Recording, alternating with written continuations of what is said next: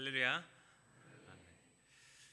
이 복된 주일에 이렇게 함께 나오신 우리 모든 성도님들, 또 예배자로 나오신 우리 모든 성도님들을 주님의 이름으로 환영하고 사랑하고 축복합니다. 오랜만에 다시 성도님들과 함께 이 자리에서 말씀을 나누게 되어서 참 기쁜 마음입니다. 근데 사실은 또 오랜만이라고 말은 이렇게 제가 이렇게 적어놓긴 했지만, 제가 4월에 목사 안수를 받고 나서 그때 말씀을 전했으니까 그렇게 오래된 것은 아닌데요. 이렇게 좀 긴장되다 보니까 자연스럽게 또 오랜만이라고 이렇게 말을 해보고 있었습니다. 이렇게 또 귀한 자리에서 이렇게 사랑하는 성도님들과 말씀을 나눌 수 있다는 것이 얼마나 행복한 일인지 모르겠습니다. 광고 때도 다들 들으셨겠지만, 이제 담임 목사님께서 6월에 안식년을 보내시면서 저와 이제 손바울 목사님이 번갈아 가면서 말씀을 전하고 있는데요. 우리 모든 성도님들께서 이 담임 목사님의 그 안식월 기간 동안 이 목사님께서 충분히 영적으로나 육적으로나 회복하실 수 있도록 이렇게 많은 중보 바라겠습니다. 그래서 우리가 다시 이렇게 목사님께서 말씀을 주실 때, 그 말씀의 양식을 주실 때 우리가 그것을 기쁨과 감사함으로 받을 수 있도록 함께 기도와 응원으로 보내시는 우리 모든 해림교회 성도님들 되시기를 축복합니다. 오늘 이 시간, 그리고 또 2주 후에 제가 이렇게 말씀을 나눌 텐데, 어떤 말씀을 나누면 좋을까 참 많이 기도하고 고민을 했었는데요. 그러던 중에 예수님의 비유를 가지고서 말씀을 나누자라고 하는 그런 마음을 주셨습니다. 그래서 이번 시간 그리고 다음번 설교까지 2번에 걸쳐서 예수님의 비유를 나누려고 하는데요. 예수님의 비유를 보게 되면은 예수님께서는 우리 모든 그리스도인들에게 모범이 되어주시는 분이시기도 하면서, 또 특별히 우리 목회자들에게 많은 귀감과 길이 되어주시는 분이다라는 그런 생각을 하게 됩니다. 왜냐하면 예수님의 그 비유 속에서 보여주시는 그 예수님의 그 설교가적인 탁월함 때문인데요. 예수님을 따르던 많은 사람들은 가난하고 배우지 못하던 사람들이 많았습니다. 그런 그들에게 그리스도의 복음, 그 하나님의 그 복된 소식을 전하는데 이것이 신학적으로 어쩌고 저쩌고 뭐 철학이 어쩌고 이러면은 그 사람들이 이해하기 참 어려웠을 것 같아요. 그래서 그들이 가장 잘 이해할 수 있는 방법, 그것으로 이 비유를 택하신 것이죠. 그래서 그뿐만이 아니라 이 비유는 그 시대뿐만이 아닌 지금 우리들이 봐도 이해하기 너무나도 쉬우면서도 그 말씀하시고자 하는 그 핵심이 잘 담겨져 있는 것 같습니다. 그래서 그런 예수님의 그 가르침과 비유들을 보게 되면 저 또한 이 한 사람의 목회자로서 많은 것들을 배우고, 또 저도 그렇게 말씀을 전하고자 하는 소망과 도전을 받게 됩니다. 하지만 또 예수님의 비유 중에서 우리가 좀 받아들이기 어려운 것 같은 그런 조금 어려운 비유도 있는 것 같은데, 그 중에 대표적이라 할 수 있는 것이 바로 오늘 말씀에서 나눈 비유가 아닌가 생각이 됩니다. 특히 오늘 말씀 마지막 구절을 이 잘못된 방법으로 사용할 때도 가끔 있는데요. 막 이제 예를 들어서 여름 성경학교 같은데 애들이 막 달리기 시합을 하는 거예요. 그런데 1등부터 마지막 순위가 딱 정해지니까 갑자기 이런 애들한테 그러는 겁니다. 예수님께서 말씀하시길 나중된 자가 먼저 되고 먼저 된 자가 나중된다 하셨다. 그러더니 갑자기 꼴등한테 1등 선물 다 주고 하는 거죠. 그러면은 이제 1등 안에는 마음에 상처 입어서 한 달 정도 예배 안 나올 수도 있겠죠. 참 이건 뭐 우스갯소리처럼 하는 말이지만, 그렇다면 이 말씀을 어떻게 이해해야 될까라고 하는 그런 고민이 되는 것이죠. 제가 또 오늘 이렇게 말씀을 준비하면서 제가 문득 아내한테도 한번 물어봤어요. 당신은 예수님의 비유 중에서 가장 생각나는 게 뭐가 있어? 라고 하니까 아내가 생각지도 못했는데 가장 먼저 대답한 것이 바로 오늘 말씀의 비유였어요. 그런데 이런 말을 뒤에 덧붙이면서 오늘 비유에 대해서 이야기하더라고요. 나는 아직도 그 첫 번째 품꾼들이 억울한 것 같더라고. 왠지 이 말이 좀 공감이 되시지 않습니까? 저도 예전에는 그런 마음이 들어서 참 받아들이기도 어렵고 이걸 어떻게 생각해야 되나라는 고민이 되더라고요. 제가 자꾸 뭐 오늘의 비유, 이 비유 이렇게만 이야기를 하고 있었는데, 오늘 우리가 본문에 같이 읽기는 했지만 짧게 이 비유를 다시 한번 설명하고서 우리가 좀 말씀을 좀 나눠보도록 하겠습니다. 한 포도원 주인이 품꾼을 구하려고 광장에 나섰습니다. 이것은 당시 이스라엘의 문화였는데요. 당시 이스라엘에서는 아침이면은 일용직 노동자들이 이 광장에 모였습니다. 그러면은 그 광장에 포도원 주인들이 나가서 사람들을 구하는 것이었죠. 그렇게 포도원 주인에게 선택받은 노동자들은 그 포도원에 가서 새벽 6시부터 저녁 6시까지 일을 했습니다. 그것을 이제 히브리식으로 볼 때 제0시부터 제12시라고 하는 것이죠.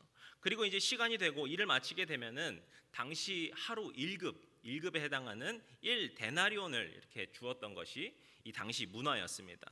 이와 같이 비유에 나온 포도원 주인도 노동자들을 구했는데요. 사람을 다 구하고 나서 제3시, 그러니까 3시간 정도가 지난 후에 다시 광장에 가보니까 여전히 일을 구하지 못한 사람이 있던 거예요. 그래서 그 노동자들도 자기 포도원에 와서 일을 하도록 합니다. 그리고 또 3시간 후에 또 3시간 후에 같은 방식으로 이 노동자들을 불러서 일을 시키게 되죠. 그리고 마지막에 저녁 5시, 그러니까 일을 마치기 1시간 정도를 남겨뒀을 때 또다시 그 광장에 가보는데 그때마저도 일을 못 구하고 있던 사람이 있었다는 거예요. 그래서 그들에게도 이 남은 1시간 동안 자기 포도원에 와서 일을 하도록 합니다. 그리고 이제 저녁 6시가 되었죠. 그리고 일당을 줄 때가 되었는데요. 포도원 주인은 나중에 일한 사람을 순서로 해서 한 명씩 일당을 주기 시작합니다. 그런데 그 딱 1시간을 일한 사람, 12시간이 아니라 그 딱 1시간 일한 사람에게 온전한 일당으로 1데나리온을 준 겁니다. 그러니까 그보다 일찍 와 있던 사람들이 어떤 생각을 했을까요? 당연히 나는 더 오래 일했으니까 나는 그럼 더 주겠구나. 오늘 아주 행운이구나 라고 생각을 했겠죠. 그런데 포도원 주인이 모든 일꾼들에게 동일하게 1데나리온을 준 겁니다. 그래서 먼저 와서 일하던 사람들이 포도원 주인을 원망하고 따지게 됩니다. 아니 어째서 1시간 일한 사람이랑 그보다 훨씬 더 많이 일을 한 우리랑 똑같은 일당을 줄 수 있습니까? 라고 따지게 되는데 그때 포도원 주인의 대답이 바로 13절부터 15절이죠. 한번 우리가 이 구절은 같이 읽어볼까요? 13절부터 한번 같이 읽도록 하겠습니다. 주인이 그 종 한 사람에게 대답하여 이르되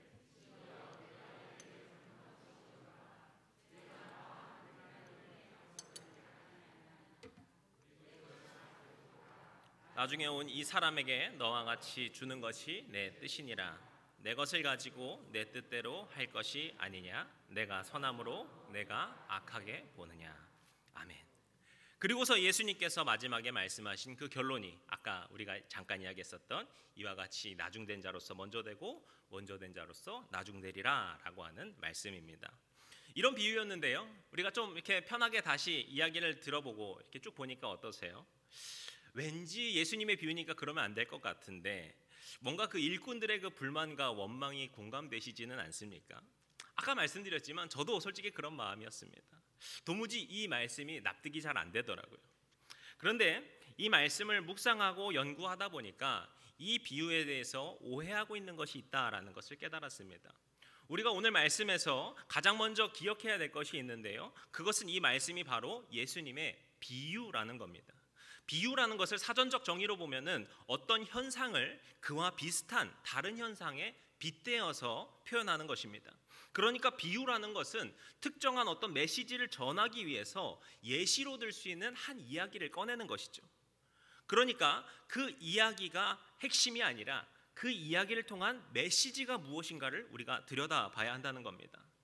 그런데 우리가 이 이야기 자체에만 이렇게 집중을 하다 보면은 자꾸 일꾼들한테만 감정이입을 하게 되거든요. 그러다 보니까 처음에 일한 사람은 형 억울한 것 같다라고 하면서 그것에 공감하게 되는 거죠. 그리고 나서는 막 이런저런 생각들을 하는 거예요. 1데나리온 그 12개로 나눠가지고 시간만큼 나눠주면 안 됐을까? 아니면 처음부터 일한 사람 많이 일한 사람 먼저 이렇게 주고 1시간 일한 사람 몰래 따로 불러서 너희들도 줄게 이렇게 하시면 안 됐을까라는 그런 생각들을 하게 되는데 예수님께서 이 비유를 통해서 말씀하시고자 하는 메시지는 그런 것이 아니에요. 어떻게 하면 공정에게 일꾼들에게 일당을 줄까라는 것이 핵심이 아니라는 겁니다. 그렇기 때문에 우리가 이 비유를 이해하기 위해서는 우리의 관점을 좀 바꿔봐야 한다는 것이죠. 그렇다면 예수님께서 오늘 말씀을 통해 어떤 메시지를 전하고자 하신 것일까? 그 해답은 바로 오늘 말씀 바로 전에 나온 이야기 19장 마지막 구절에 나오는 이야기에서 나옵니다. 실제로 19장 마지막 절인 30절에서는요 오늘 본문 마지막 절과 같은 말씀이 나옵니다. 그러나 먼저 된 자로서 나중되고 나중된 자로서 먼저 될 자가 많으니라. 그러니까 19장 마지막의 이야기와 오늘 말씀은 이어지는 말씀이라고 볼 수 있는 것이죠. 그러면 19장 마지막에 어떤 이야기가 나오는가 하면 바로 부자 청년의 이야기입니다. 제가 이 이야기를 또 막 자세하게 설명을 하면은 오늘 또 말이 너무 길어질 것 같으니까 제가 좀 짧게만 다시 설명을 하면은, 한 부자 청년이 와서 예수님께 묻습니다. 어떻게 해야지 영생을 얻을 수 있습니까? 그때 예수님과 이런저런 대화를 주고받게 됐는데, 예수님께서 마지막에 이 부자 청년에게 하신 말씀이 내 소유를 팔아 가난한 사람에게 나눠주고 나를 따르라 라고 말씀하셨습니다. 그 이야기를 들은 청년은 부자여서 재물이 많았기 때문에 근심하면서 예수님을 떠나게 되지요. 그런 청년을 보시고는 예수님께서 하신 말씀이 바로 낙타가 바늘기로 들어가는 것이 부자가 하나님 나라에 들어가는 것보다 쉽다라고 하는 말씀입니다. 이 이야기를 들었던 제자들이 충격에 빠지게 됩니다. 왜냐하면 당시 유대인들의 생각에 부자라는 것은 하나님의 축복을 받은 사람이었거든요. 그리고 그 부자들이 하나님의 축복을 받은 것은 그들의 행실이 하나님께 합당했기 때문입니다. 그런 점에서 이 부자 청년은 하나님의 계명을 잘 지켜왔다고 말했기 때문에 그 생각에 딱 들어맞는 사람이었습니다. 어떻게 보면 제자들이 이상적으로 생각할 수 있는 그런 사람이었죠. 그런데 예수님께서는 그들의 생각이 정말 정반대화되는 것처럼 부자는 천국에 들어가기 어렵다라고 말씀하신 거예요. 다시 말해서 부와 소유를 가지고서 우리가 어떤 축복받은 것 같은 세상에 그 누리는 것을 가지고서 우리의 믿음을 판단하는 것이 잘못되었다라는 이야기를 하신 겁니다. 그리고서 그러면은 과연 누가 하나님 나라에 들어갈 사람인가라는 것을 오늘 비유로서 말씀하신 것이죠. 그러니까 오늘 비유의 질문은 누가 하나님 나라에 들어가기 합당한 사람인가라는 질문에서 나왔다는 거죠. 그래서 오늘 비유에 나오는 이런 불합리해 보이는 상황들도 이 핵심적인 메시지를 전하기 위한 설정인 것이고요. 때문에 우리가 여기서 일꾼들의 어떤 상황에 감정이입을 하는 것이 아니라 이 이야기를 통하여서 어떤 사람이 과연 하나님 나라에 속한 사람인가, 하나님 나라에 합당한 사람인가를 묵상해 봐야 한다는 것이죠. 그렇다면 오늘 앞서 말한 이 질문으로 볼 때 비유의 핵심, 이 비유에서 핵심이 가장 먼저 무엇일까? 그 첫 번째가 바로 우리 모두가 하나님 나라에 들어갈 자격이 없다라는 겁니다. 오늘 말씀 3절에 보시면은요, 제3시, 그러니까 오전 9시에 광장에서 놀고 있던 사람들이 있었습니다. 이거는요, 그들이 막 즐거운 뭔가 놀이를 하고 있었다라는 것이 아니라 할 일 없이 있었다라는 거예요. 지금도 비슷한 경우가 있지만 당시에 특히 포도원 주인이 필요로 하는 일꾼보다 훨씬 더 많은 노동자들이 있었습니다. 때문에 광장에 모인 사람들이 모두 선택을 받아서 일을 하게 되었던 것이 아니라 선택을 받지 못한 많은 사람들이 남아 있었고, 그런 사람들이 일 없이 그저 광장에 남아 있게 되었던 겁니다. 이 이야기를 들었을 때 제자들은 이 광장에 남아 있던 사람들, 제3시가 되도록 남아 있던 사람들에 대해서 이렇게 생각했을 겁니다. 아, 저 남아 있던 사람들 참 무능한 사람들이구나. 사회에 뒤처진 사람들이구나. 예수님의 제자들은 대부분 평범한 수준의 사람들이었습니다. 때문에 광장에서 일하고 선택받지 못하고 하는 것의 의미를 너무나도 잘 알고 있었죠. 일을 하기에는 힘이 없고 아니면 기술이 부족하고 겉으로 보일 때 뭔가 부족해서 포도원 주인들이 거르고 걸러서 선택받지 못하고 남은 사람들이 바로 제3시까지 일을 얻지 못한 사람들이었죠. 그런데 그런 자들을 포도원 주인이 데려갔다라고 예수님께서 말씀하셨을 때 제자들은 어떻게 생각했을까요? 아, 저 사람들 참 운이 좋았구나. 아, 포도원 주인이 참 착한 사람이었나 보다. 그래서 정말 저 무능해 보이는 사람들이 구원을 받았구나라는 생각을 했겠죠. 그런데 이야기를 쭉 진행하다 보니까 이제 우리가 처음 이야기한 것과 같은 상황, 그러니까 9시간 일한 사람과 1시간 일한 사람에게 똑같은 일당을 준다라는 이야기를 들었을 땐 어떤 마음이 들었을까요? 우리가 생각한 것처럼 저건 좀 억울하겠는데? 라는 마음이 들었겠죠. 그러면서 뭔가 섞일 수 없는 것 같은 이질감들이, 어떤 복잡한 생각들이 들었을 거예요. 처음에는 운이 좋았다, 잘 됐다라고 생각했는데 이제 와서 보니까 억울한 것 같고 왜 그렇지? 라는 그런 생각이 드는 거죠. 그러다가 먼저 일했던 일꾼들이 포도원 주인을 원망한다라는 이야기까지 나올 때는 이제 이 비유를 듣던 제자들의 마음이 복잡했을 것 같아요. 그들의 원망과 반발이 이해가 되기는 하는데 그 반발하는 게 맞나? 운이 좋았긴 했는데 라는 그런 복잡한 생각이 드는 것이죠. 이게 바로 이 비유의 핵심이고 우리의 생각을 뒤집는 터닝 포인트입니다. 처음에는 무능한 사람들이 포도원 주인에게 운 좋게 감사한 일을 겪었다라고 생각을 했는데 이야기의 마무리에 와서는 억울하다, 원망을 하게 된다라는 생각을 하게 되는, 뭔가 반발을 해야 될 것 같은 어떤 우리 인간의 이중성과 죄성에 대해서 이야기하시는 것이죠. 그리고 예수님께서는 이 이중적인 마음을 통하여서 우리 모든 인간에게 대해서 확실하게 말씀하시게 되는데요. 우리 모든 인간이 바로 죄인이라는 겁니다. 때문에 모든 인간은 하나님 나라에 들어갈 자격이 없다는 것이죠.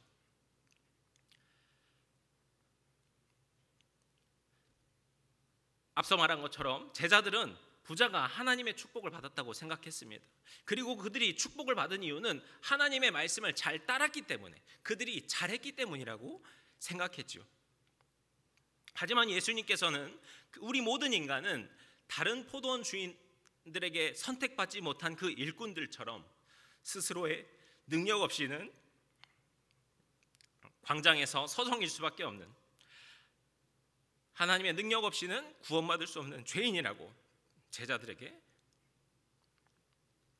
말씀하신 겁니다. 죄송합니다. 그런데 그런 능력 없는 자들을 포도원 주인이 굳이 선택해준 그 감사와 은혜를 잊고 이런 죄인을 구원해 주신 하나님의 그 놀라우신 은혜를 입은 내가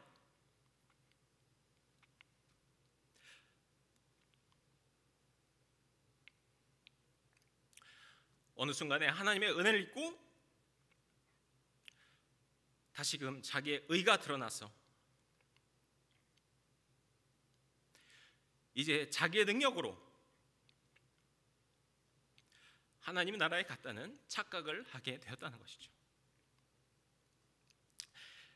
그래서 이 억울해하고 있던 그 일꾼처럼 우리도 다른 사람들을 정죄하거나 하면서 하나님을 원망하거나 반발할 수 있다라는 것이죠. 제가 종종 듣는 예배 사역팀 중에서 어노인팅이라고 하는 그룹이 있습니다. 거기에 보시면 이 전은주 예배 인도자님이 계시는데요. 그분의 이 예배 인도 중에서 내가 예수를 못 박았습니다 라고 하는 그 찬양을 부르시다가 이런 간증을 하실 때가 있는데요. 어느 순간부터 다른 사람들을 보면서 손가락질을 하는 자신을 발견하셨다는 거예요. 그러면서 어느 순간부터는 하나님께 이렇게 말하더라는 겁니다. 하나님, 제가 저 사람보다 낫죠? 제가 저런 잘못을 하지는 않았잖아요.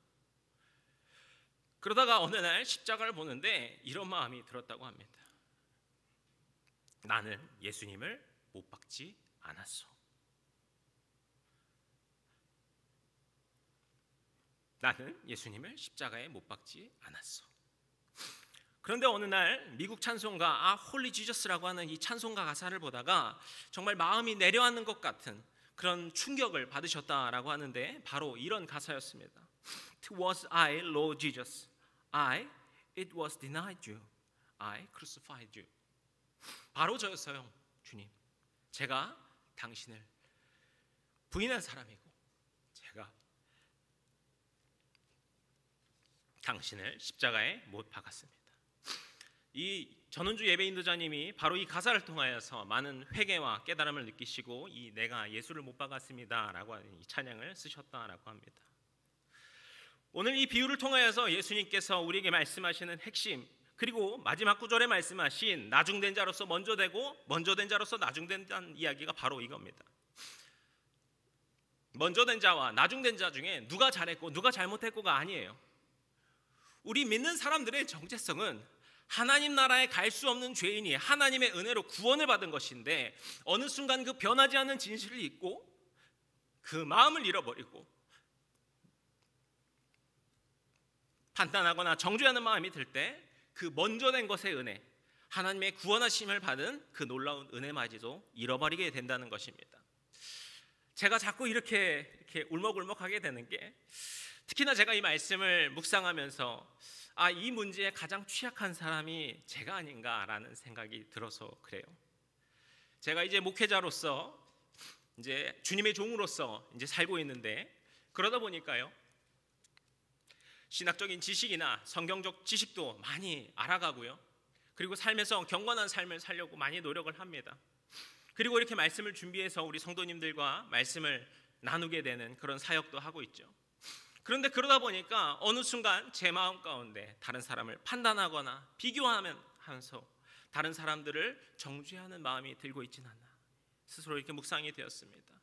그러면서 어느 제 저의 마음 가운데에도 나는 예수님을 못 받지 않았어, 나는 하나님의 은혜를 받을 만한 자격이 있어 라고 하는 심각한 착각에 빠지진 않을까. 아니, 지금 내 마음 깊숙한 곳에 이미 그런 생각을 갖고 있지는 않는가, 그렇게 스스로 묵상하면서 되돌아보는 시간이었습니다. 사랑하는 성도 여러분, 오늘 주님께서 제자들에게 주신 이 말씀이 이 시간 우리 성도님들 한 분 한 분에게 주시는 살아있는 주님의 생명의 말씀으로 찾아오시기를 축복합니다. 혹 우리의 신앙이 하나님께 드려지는 예배와 그 감사의 고백으로부터 떠나서 다른 사람과 비교 판단하고 다른 사람을 정죄하는 도구로 변질되어 있지는 않습니까? 나는 하나님의 은혜와 사랑을 받을 자격이 충분하다며 그런 착각에 빠져 있지는 않습니까? 오늘 예수님의 이 비유와 같이 우리 모두는 하나님 앞에 부적격한 죄인임을 기억하시길 원합니다. 하지만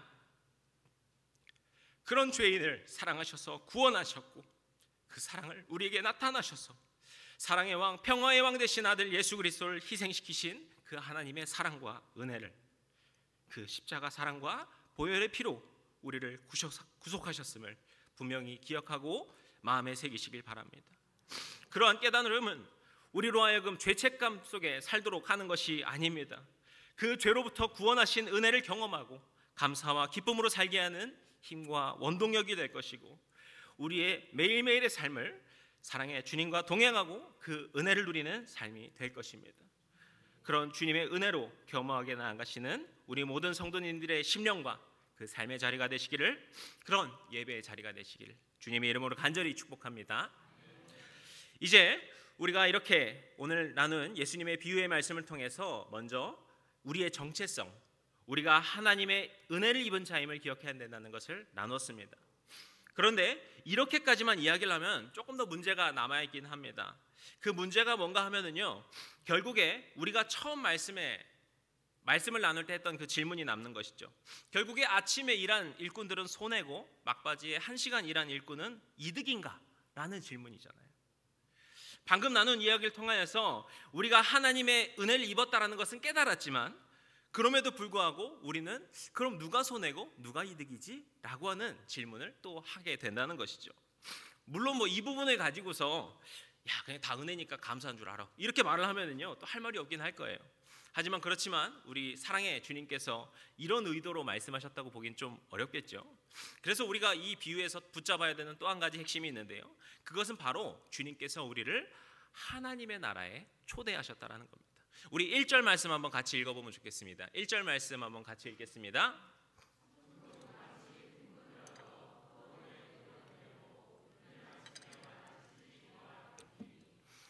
아멘.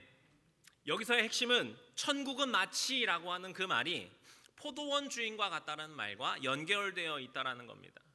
우리가 이 비유를 볼 때는 자연스럽게 일꾼들이 포도원으로 뭔가 노동을 하러 간다라고 생각을 하게 되지만, 예수님께서 지금 설명하신 이곳은 세상에서 말하는 뭔가 고되고 힘든 일과 노동이 아니에요.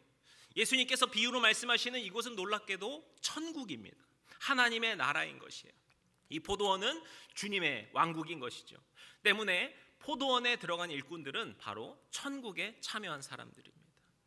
여기서 우리는 오늘 비유가 말하는 이 일과 노동, 더 나아가서 예수님께서 말씀하시는 하나님 나라에 속한 성도들이 사역을 하며 살아간다는 것이 어떤 의미인가 우리는 생각해 봐야 합니다.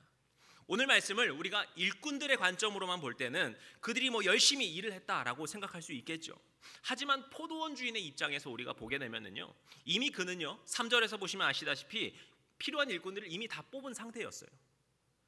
이후에 데려온 사람들은 포도원 주인의 입장에서는 필요한 노동력이 아니었다라는 말입니다. 다만 그들을 사랑하고 그들을 긍휼히 여기는 마음이 넘치게 되어서 그들을 포도원으로 불러들인 것에 불과하죠. 이것이 우리가 하나님 나라의 사역에 동참하는 원리입니다. 하나님께서는 우리를 하나님 백성의 삶으로 초대하십니다. 그래서 우리는 경건의 삶을 살려고 노력하고요, 우리가 교회 공동체 안에서 사역으로 헌신을 하는 것이고요, 주변 이웃들과 지역사회를 섬기면서 예수 그리스도의 사랑을 흘려보내고자 애씁니다. 이건 참 귀한 일들이에요.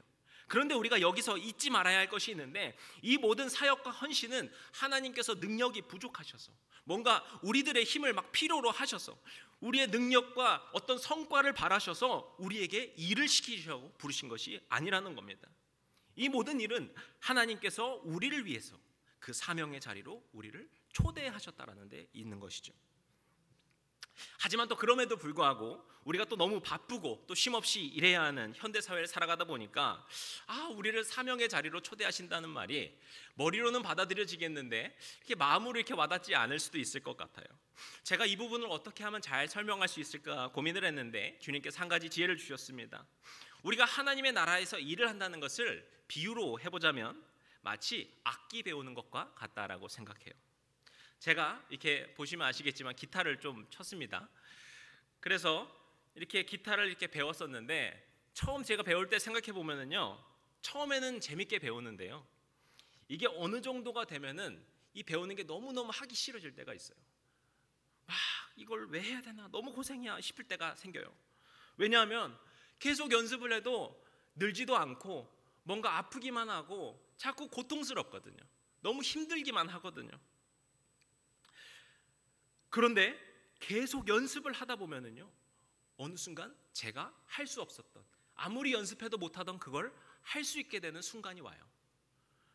그걸 그리고 할 수 있게 되면은요, 갑자기 제가 연주할 수 있게 되는 그 범위들이 확 넓어지게 되는 거죠. 갑자기 많은 것들을 연주할 수 있게 되고, 전에는 할 수 없던 연주를 하게 되면서 그 전에는 누릴 수 없었던 그 새로운 연주의 즐거움들을 누리게 됩니다. 그러다가 또 한계에 마주치게 되지만 또 그걸 넘으면 새로운 지경이 펼쳐지죠.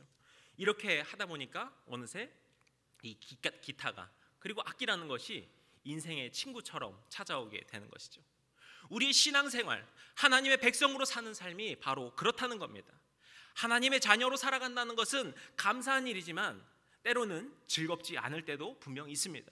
우리가 교회에서 사역하는 것, 또 어떤 섬김한다는 것이 지치거나 힘들 때도 있고 무료해질 때도 분명 있습니다.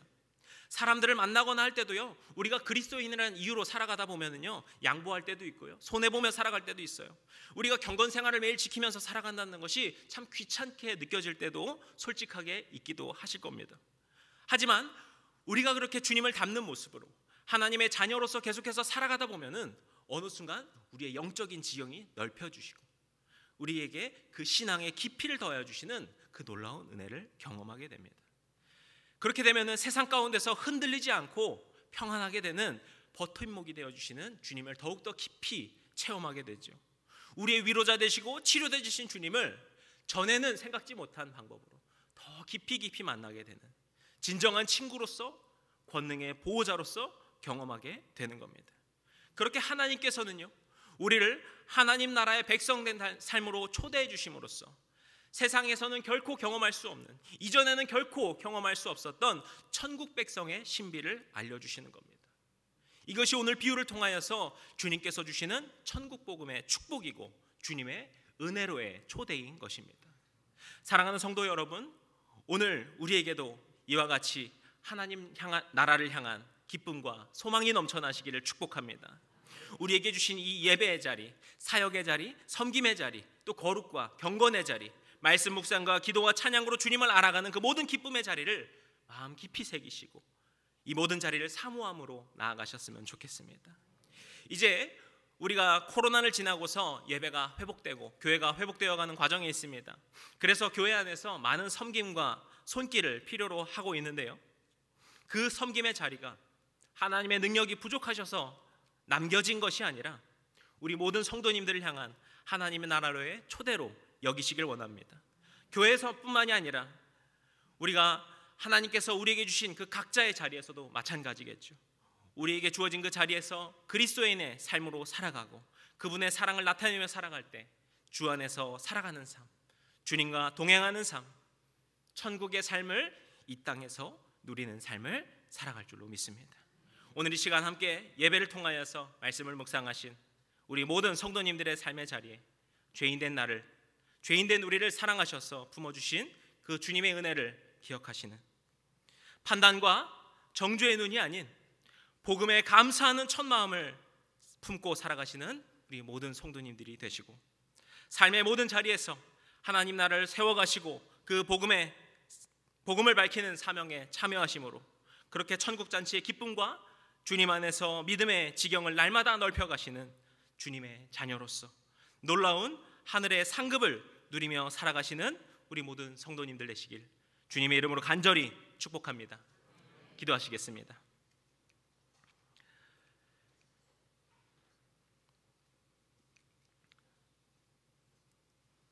우리를 그 보혈의 피로 십자가의 사랑으로 구원하여 주신 우리 주님,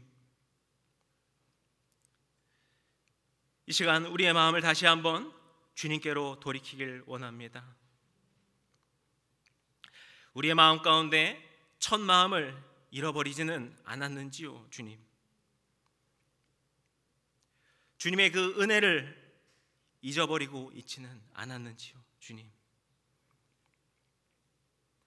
그래서 그 은혜가 아닌 판단함과 정죄함으로 자기의 의로 살아가는 우리의 삶이 있지는 않았는지요, 주님. 지금 이 시간 그런 마음이 있었다면 그런 모든 마음을 내려놓고 주님의 은혜의 감사함과 기쁨과 그것을 누리면서 살아가는 우리 모든 성도님 되도록 주님께서 축복하여 주시옵소서. 우리를 깨닫게 하여 주시는 은혜, 주님의 사랑을 다시금 알게 하시는 은혜를 경험케 하여 주시옵소서.